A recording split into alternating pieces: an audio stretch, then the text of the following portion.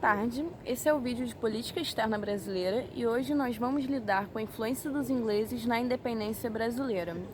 Nós vamos traçar dois momentos históricos: o translado da corte portuguesa para o Brasil, com a mediação escolta naval inglesa, como porventura em 1822 e, consequentemente, 1825, o Tratado de Reconhecimento da Independência.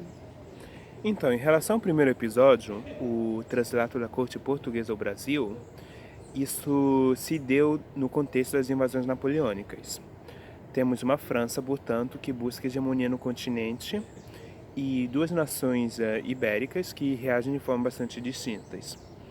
A Espanha, que ao longo do século XVIII aliou-se à França, nesse momento busca uma negociação com a França.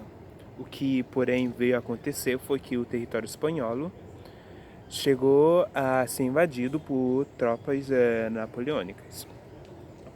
Portugal também sofreu um ultimátum, porém, Portugal, que tradicionalmente era aliado dos ingleses, e como prova disso podemos lembrar, por exemplo, do Tratado de Methuen e da longa amizade que foi se desenvolvendo entre essas duas nações ao longo dos séculos, conseguiu encontrar uma alternativa.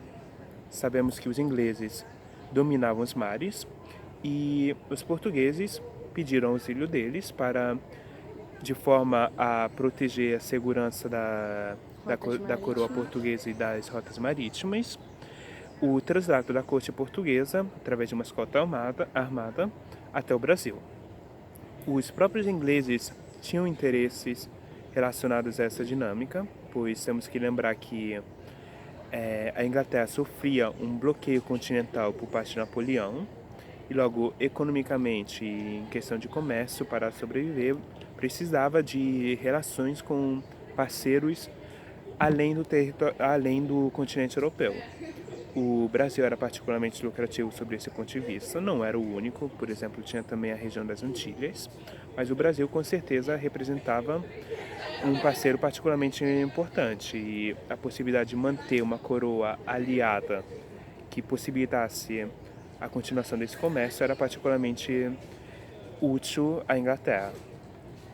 Como prova disso, temos que apenas Dom João VI chega em território brasileiro, temos a assinatura do Tratado de Comércio e Navegação. O que acontece nesse momento é que os portos brasileiros abrem-se ao comércio com as nações amigas, o que na conjuntura histórica do momento significava com a Inglaterra, pois era a única potência que tinha capacidade para comercializar com um país tão distante. Além disso, a Inglaterra consegue benefícios através de impostos ao comércio particularmente baixos. Temos também a assinatura do Tratado de Amizade e Aliança, com o qual a Inglaterra se compromete a não reconhecer em Portugal a liderança de nenhuma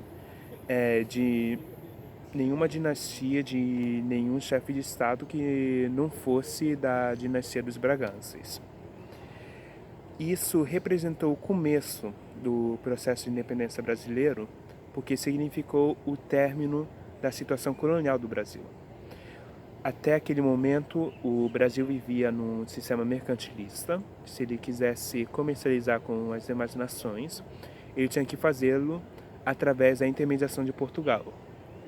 Agora não, agora ele tinha os seus próprios portos abertos e podia comercializar diretamente com a Inglaterra.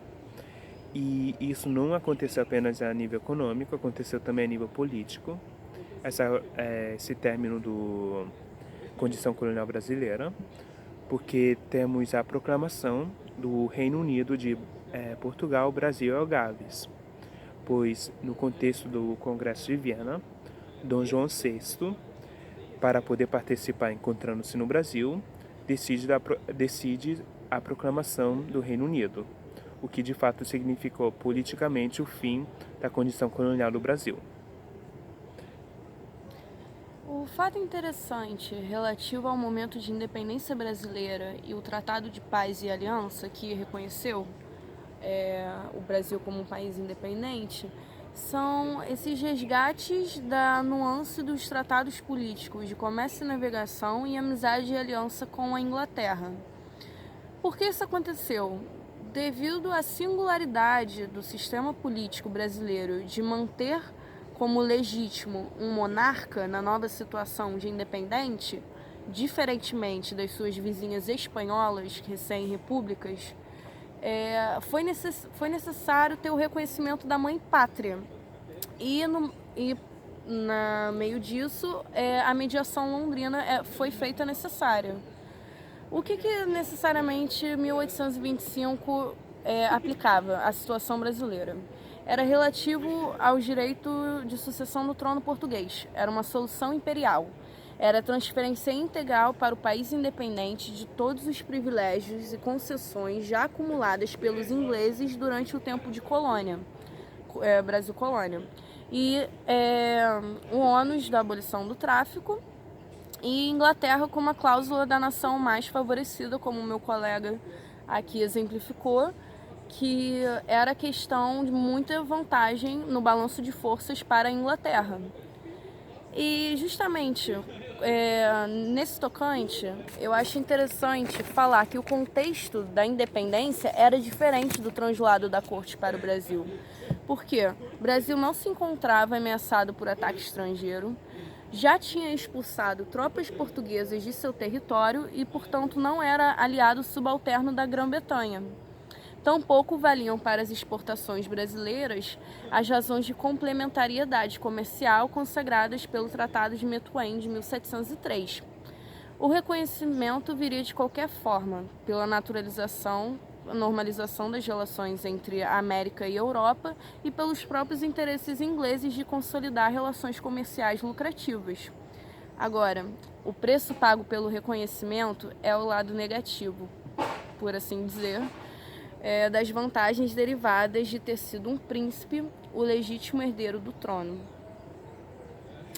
É isso. E com isso acabamos. Obrigado.